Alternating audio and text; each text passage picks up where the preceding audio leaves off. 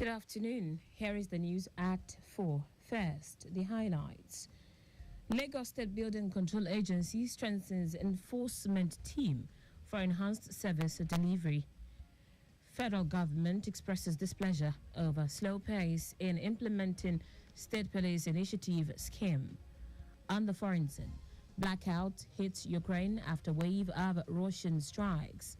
In sport, Malaysia rejects 2026 Commonwealth Games hosting right. Now the details. I am Taiwo Baruwa.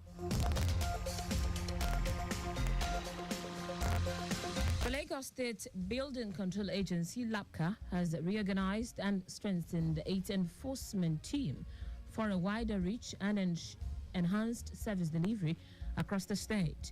General Manager of LAPCA, Balahonki, who announced this, said the team is saddled with implementation and enforcement of the statutory functions of LAPCA. Oki said these functions comprise monitoring of all ongoing building constructions in the state by making sure the owners, developers adhere strictly to the building plan approval grant by the state government, identifying distressed, illegal and non-conforming buildings, among others. He implored members of the team to be law-abiding citizens of the state by making sure that duties are not compromised and works are professionally handled during their routine monitoring and enforcement exercise, as overzealousness, aggression and unprofessionalism brings zero results. The Lagos State Primary Healthcare Board, LSPHCB, has partnered with the Center for Integrated Health Programs, CIHP, to enhance healthcare services for mothers and adolescents in Lagos State. Speaking at two-day workshop focused on revising the expanded group antenatal care, GANC, and postnatal care model, the permanent secretary of the Lagos State Primary Healthcare Board, Ibrahim Mustafa, informed that the GANC is a well-tested model designed to improve the experience of antenatal care in health facilities.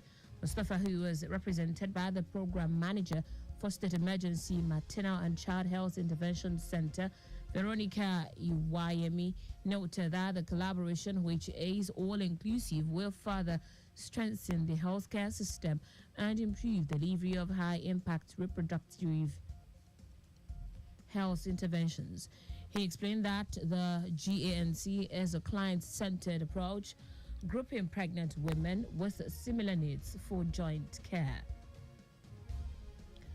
Chairman of the Economic and Financial Crimes Commission, EFCC, Olaolu Koyede, has urged the Nigeria Deposit Insurance Corporation, NDIC, to keep closer watch on banks across the country to avoid failure and its attendant unsavory effect on the economy.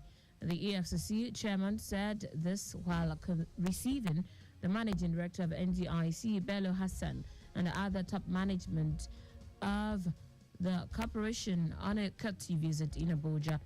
Olukoyede linked bank failure to economic and financial crimes and cautioned the NDIC and the Central Bank of Nigeria, CBN, to continue to beam searchlight on banks to strengthen them against liquidation.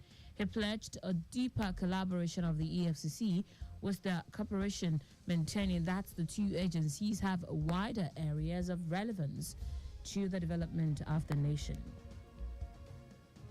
Now to the rest of the stories. The federal government has expressed disapproval towards the state due to their progress in implementing the State Policing Initiative scheme.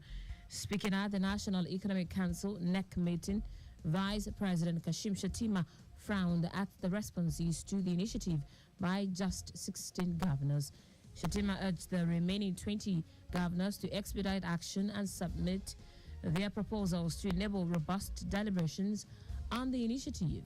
Earlier, the president and governors opted for State University, Lafia, Isa Mustafa Agwai Polytechnic, Lafia, and the College of Education, Akwanga. In foreign news now, large areas of Ukraine are suffering blackout after Russian missiles targeted energy infrastructure. 15 blasts were reported in the second largest city, Kharkiv, while more than 53,000 households in Odessa were without power. Ukraine's energy minister, German Galushenko, accused Russia of trying to provoke a large-scale failure of the country's energy system. He said a power line feeding the Zaporizhia nuclear plant had been cut. Also, President Volodymyr Zelensky said Russia had launched more than 90 missiles and sent 60 explosives drones into Ukraine during the wave of overnight attacks. At least 2 people have been reported killed and 14 wounded.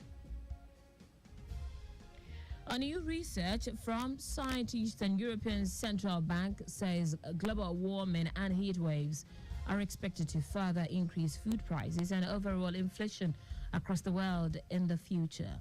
The research says the impact will vary, but felt everywhere, especially in developing nations. Extreme weather, including heat waves, drought, and floods, is becoming increasingly frequent as the climate heats up, taking a toll on key sectors of the economy, including farming and food production. But the Malaysian government says the offer is not expected to be able to cover the entire cost of organizing a large-scale sport event. And that's it on the news at 4. But just before we go, your vehicle is not a strong room. Keep your valuables out of view of miscreants. You can follow us and like all of various social media platforms. X, formerly Twitter, Lagos Traffic 961. Instagram, Lagos Traffic Radio 961. Watch us live on Facebook, Lagos Traffic Radio 96.1 FM. On YouTube, subscribe and watch all the previous programs and news on our channel, Traffic Radio 961.